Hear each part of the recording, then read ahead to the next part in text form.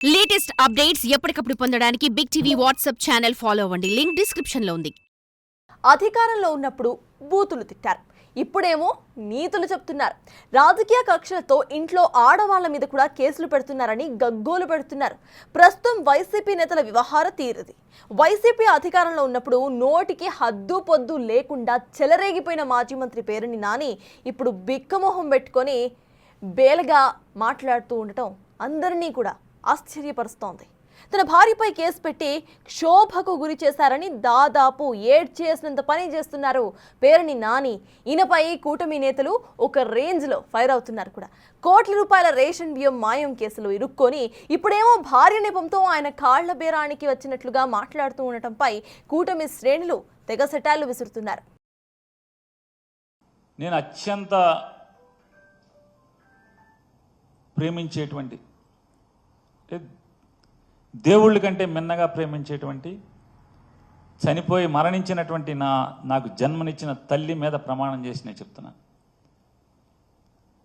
అంటే ప్రమాణం చేస్తే సరిపోద్దా అంటే, నాకు జన్మనిచ్చిన తల్లి మరణించి ఉంది, ఆవిడ మీద ప్రమాణం కంటే నేను ఏం చేయగలను చెప్పండి.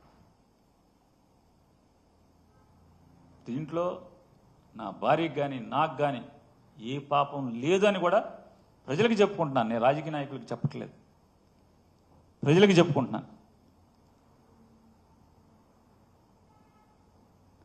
ఖచ్చితంగా ఇవాళ కాబట్టి ఎప్పటికైనా సరే నిజం తేట తెల్లమవుతుంది, ఎక్కడికి పోదది. 4 రోజులు ఆలస్యమైనా కూడా అబద్ధం 6 మైళ్ళు పరిగెత్తిన తర్వాత నిజం మెల్లగా బయలుదేరుతుంది నా సామెతం. ఖచ్చితంగా నిజం వస్తుంది. నేనైతే ఏ పాపం ఒడిగట్టలేదు, నా భార్య ఇందులో ఏ పాపం తెలీదు. అమాయకురాల్ని ఈ రకంగా నా మీద కక్షతో ఆమెని చిత్రవద చేయటం చూశారుగా. మాజీ మంత్రి పేర్ని నాని వాయిస్ ఎలా మారిపోయిందో. చనిపోయిన అమ్మ మీద ఒట్టేసి తానేం తప్పు చేయలేదని బిక్కముఖం పెట్టి చెప్తున్నారు. అమాయకురాలైన తన భార్యపై అన్యాయంగా కేసు పెట్టి వేధిస్తున్నారని గగ్గోలు పెడుతున్నారు. అప్పట్లో ఇదే మాజీ మంత్రి గారు ప్రస్తుత ముఖ్యమంత్రి చంద్రబాబు, పవన్ కళ్యాణ్లపై ఏ స్థాయిలో విరుచుకుపడ్డారో వేరే చెప్పనవసరం లేదు. ఇప్పుడు మాత్రం నైతిక విలువలు, మహిళలు అంటూ తెగ సెంటిమెంటు రగిలించే ప్రయత్నం చేస్తున్నారు. మీరు ఒకటే వాళ్ళు నిర్ణయించుకోవాల్సింది ఉంది. మీ భార్యకి బెయిల్ ముఖ్యమా, నీ రాజకీయ శీలం కాపాడుకోవటం ముఖ్యమా అనేది నువ్వు డిసైడ్ చేసుకోమని చెప్పని లీడర్లు గట్టిగా నాతో చెప్పిన దాని మీద 30 ఏళ్ళుగా నన్ను నమ్ముకుని నా ఇంటికి అడుగుపెట్టినటువంటి నా ఇంటి ఇల్లాలకి ఆవిడ ఏ రోజు రాజకీయాల్లోకి తొంగి కూడా చూడనటువంటి, దేవుడు పూజలు తప్పితే మరొక వ్యాపకం కూడా లేనటువంటి ఆవిడ మీద నన్ను చేసుకున్న పాపానికి ఎంత ఆవిడ వ్యక్తిత్వాన్ని, నిజంగా అదృష్టం ఆవిడ ఆత్మహత్య చేసుకోకుండా మిగిలి ఉంటాం. ఎంత నీచంగా ఆవిడ క్యారెక్టర్ని అసాసిన్ చేస్తూ నేను ఇవాళ ప్రెస్ మీట్ పెట్టానంటే రాత్రికో పొద్దున్నే టీడీపీ జనసేన అఫీషియల్ వాళ్ళ తరపున వకాల్తా పుచ్చుకుని మాట్లాడే యూట్యూబర్స్ ఎంత అసభ్య పదజాలంతో, ఎంత అసహ్యంగా ఆవిడ గురించి పోస్టులు పెట్టేవాళ్ళు అంటే రాజకీయాల్లోకి వచ్చాక ఇంత అసహ్యంగా దిగజారిన పరిస్థితులు. వైసీపీ బూతు మంత్రుల్లో ఒకరిగా ఫోకస్ అయిన పేర్ని నాని ఇలా బేలగా మాట్లాడుతూ కూటమి నేతలకు టార్గెట్ అవుతున్నారు. తమ మీద కేసులు పెట్టినప్పుడు తమ ఇంట్లో ఆడవాళ్లున్నారు అనే విషయాన్ని మర్చిపోయారా అని పేర్ని నానిపై టీడీపీ నేత జేసీ ప్రభాకర్ రెడ్డి ఫైర్ అయ్యారు. ఇవాళ మహిళల గురించి మాట్లాడటానికి పేర్ని నానికి అర్హత లేదన్నారు. చంద్రబాబుని నంద్యాలలో అరెస్టు చేస్తే సభ్యత గుర్తుకు రాలేదా అని ప్రశ్నించారు. పవన్ గురించి ఎన్నో మాటలు మాట్లాడారని, ఆయన మంచోడు కాబట్టి ఊరికే ఉన్నారని గుర్తు చేశారు. చంద్రబాబు మంచితనంతో తమ చేతులు కట్టేశారని, లేకపోతే పరిస్థితి వేరేలా ఉండేదన్నారు. వైసీపీ అధికారంలో ఉన్న 5 ఏళ్లు తమను బయటకు రానివ్వలేదని, చంద్రబాబు దేవుడు కాబట్టి ఇవాళ వైసీపీ వాళ్లు బయటకొస్తున్నారని పేర్కొన్నారు. గతంలో కొల్లు రవీంద్ర ధైర్యంగా జైలుకు వెళ్లారని, పేర్ని నాని మాత్రం దొంగేడుపులు ఏడుస్తున్నారని ఎద్దేవా చేశారు. ఏంది ఈ ఎలక్షన్లో ఆవిడ పెట్టి నాయన పేర్ని నాయన గారు ఇద్దో చూసుకో, ఇద్దో ఎవరు పెడుతుంది చూసుకొని ఆయన ఎవరుతుందో జయసుధా వేరోస్ కన్స్ట్రక్షన్ అంటే పొల్లపాలెం. మా దాంట్లో ప్రూఫ్ లేదు రే, ప్రూఫ్ లేదు. ధైర్యంగా రోజు చెప్పిన ఎస్పీ చెప్పారు ఆయన ఉండే సత్య యేసుబాబు హైదరాబాద్లో ఉన్నారు రా అని చెప్పి తెల్లవారితేనే వస్తే నేనే ఎక్కినా. నువ్వు తప్పు చేయకపోతే ఎక్కువ ఏంటి ఇలా కన్నీళ్ళు పెడతాను? నీకైనా పిల్లలు ఉండేది, ఆడవాళ్ళు అంటారు. నేనంటే కొట్టింది కొట్టింది ఏమంటే చంద్రబాబు నాయుడు, మరి ఏమన్నా నాకు అర్థం కాదు. చంద్రబాబు నాయుడు ఆ మంచితనంతో మేము అందుకే బయటికి వస్తారు 5 ఏళ్ళకే. చంద్రబాబు నాయుడు లేకపోతే ఏడుండింది మీరందరూ? ఆయన మంచితనంతో మాకు చేతులు కట్టేసినాడు కార్యకర్తలన్నీ. పేర్ని నాని సతీమణి జయసుధ పేరుపై ఉన్న గోడౌన్లోని రేషన్ బియ్యం స్టాక్లో తేడాలున్నట్లు సివిల్ సప్లై అధికారులు గుర్తించి పోలీస్ స్టేషన్లో ఫిర్యాదు చేశారు. పోలీసులు గోడౌన్ యజమాని అయిన పేర్ని నాని సతీమణిపైన మరొకరిపై క్రిమినల్ కేసు నమోదు చేశారు. అప్పటి నుంచి వారు అజ్ఞాతంలోకి వెళ్లిపోయారు. పేర్ని నాని ఆయన కుమారుడు కూడా అజ్ఞాతంలోకి వెళ్లిపోవడంతో పోలీసులు లుకౌట్ నోటీసులు జారీ చేశారు. అయితే 2 రోజుల క్రితం పేర్ని నాని మీడియా సమావేశం ఏర్పాటు చేసి కూటమి ప్రభుత్వం తీరుపై ఆగ్రహం వ్యక్తం చేశారు.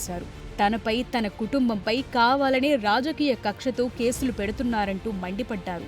ఇక్కడ ట్విస్ట్ ఏంటంటే ప్రభుత్వ తీరుపై విమర్శలు గుప్పిస్తూనే పౌర సరఫరాల శాఖ మంత్రి నాదెండ్ల మనోహర్ను మాత్రం కాకా పట్టేస్తున్నారు.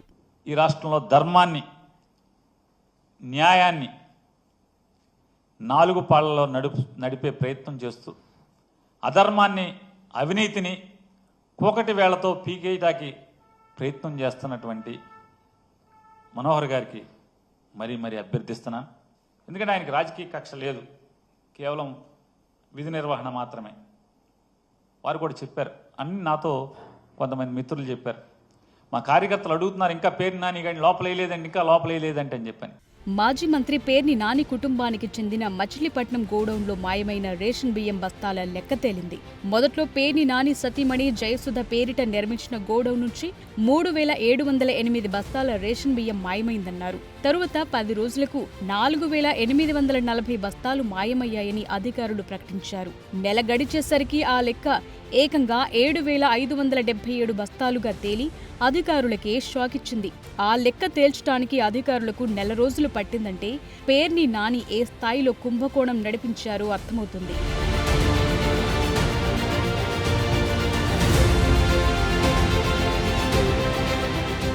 తమ గోడౌన్లో ఉంచిన రేషన్ బియ్యం తగ్గాయి అని మాజీ మంత్రి పేర్ని నాని ఫ్యామిలీనే సివిల్ సప్లైస్ అధికారులకు లేఖ రాసిందే.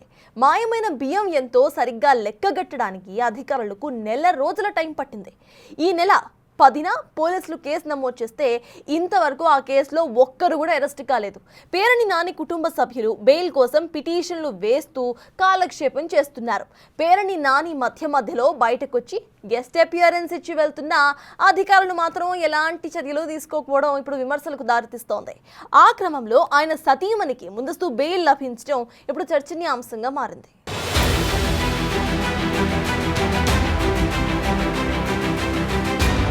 తమ గోడౌన్లో నిల్వ ఉంచిన రేషన్ బియ్యం తగ్గాయంటూ పేర్ని నాని కుటుంబ సభ్యులు గత నెల 26న లేఖ రాస్తే ఆ తగ్గిన బియ్యం లెక్కలు తేల్చడానికి సరిగ్గా 1 రోజులు పట్టింది.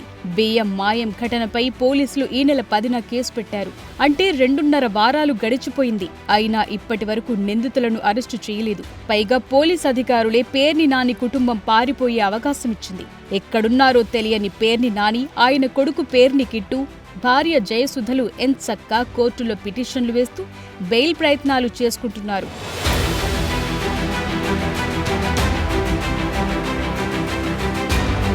గత ప్రభుత్వంలో తమను వెంటాడి వేధించిన మాజీ పేర్ని నాని కుటుంబ అక్రమాలు బయటపడిన మచిలీపట్నం ఎమ్మెల్యే మంత్రి కొల్లు రవీంద్ర, ఉమ్మడి కృష్ణా జిల్లా ప్రజా ప్రతినిధులు వ్యవహరిస్తున్న తీరుపైన కూటమి కార్యకర్తలు అసంతృప్తి వ్యక్తం చేస్తున్నారు. కాకినాడ పోర్టులో రేషన్ బియ్యం దందాపై పవన్ కళ్యాణ్ సీరియస్ అయిన ఘటన మరచిపోకముందే తమ గోడౌన్లో 187 టన్నుల బియ్యం తగ్గాయని, అందుకు సంబంధించిన లెక్కలెంతో చెప్తే చెల్లిస్తామని గోడౌన్ యజమాని పేర్ని నాని భార్య పేర్ని జయసుధ కృష్ణా జిల్లా జేసీ గీతాంజలి శర్మకు లేఖ రాసి పెనాల్టీ చెల్లించారు.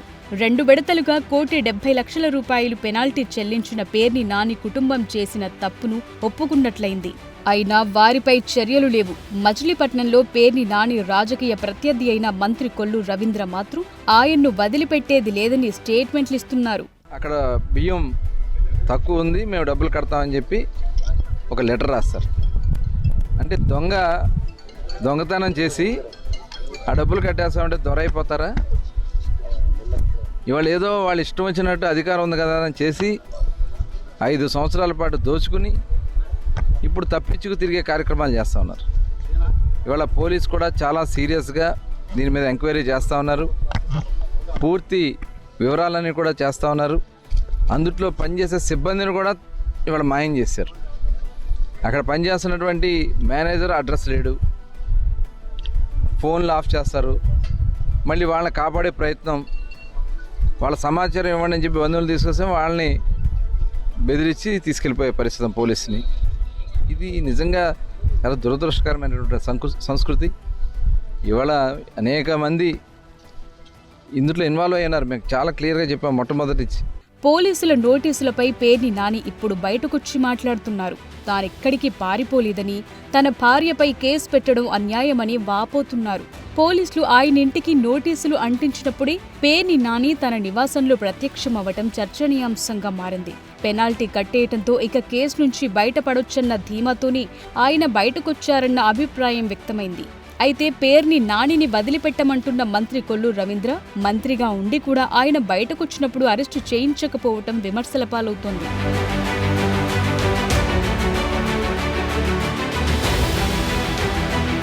అదలా ఉంటే మాయమైన రేషన్ బియ్యం లెక్క తేల్చిన అధికారులు అందుకు సంబంధించి డబుల్ పెనాల్టీ చెల్లించాలని గోడౌన్ యజమానురాలు జయసుధకు నోటీసులిచ్చారు. తొలుత 185 టన్నుల బియ్యం మాయమైనట్టు ప్రాథమికంగా గుర్తించిన అధికారులు అందుకు సంబంధించి డబుల్ పెనాల్టీ కింద 1.70 కోట్లు ఫైన్ వేశారు.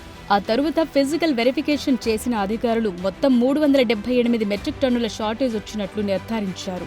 షార్టేజ్ వచ్చిన మొత్తం బియ్యానికి డబుల్ పెనాల్టీగా 3.37 కోట్లు ఫైన్ విధించారు. గతంలో పేర్ని నాని కుటుంబం చెల్లించిన ₹1,70,00,000 మినహాయించి మిగిలిన 1.67 కోట్లు చెల్లించాలని joint collector Geetanjali Sharma godown యజమానురాలు పేర్ని జయసుధకు నోటీసులు జారీ చేశారు.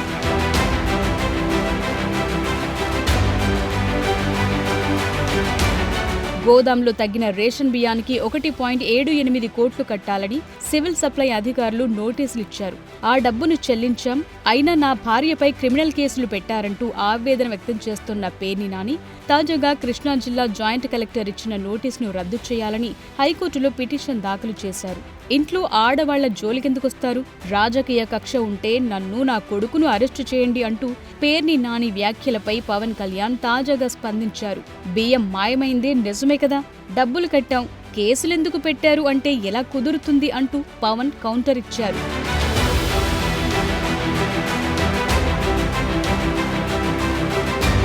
పేర్ని నాని గోడౌన్లో రేషన్ బియ్యం మాయం కేసులో మరో కీలక అప్డేట్ ఏంటంటే కాకినాడ పోర్టు బియ్యం బ్రోకర్ల నుంచి 94 లక్షలు A2 మానస తేజ బ్యాంక్ అకౌంటుకు వచ్చినట్టు తెలిసింది.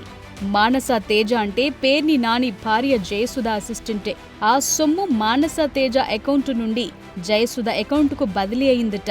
మరి దీని మీద పేర్ని నాని ఏం వివరణ ఇస్తారో చూడాలి.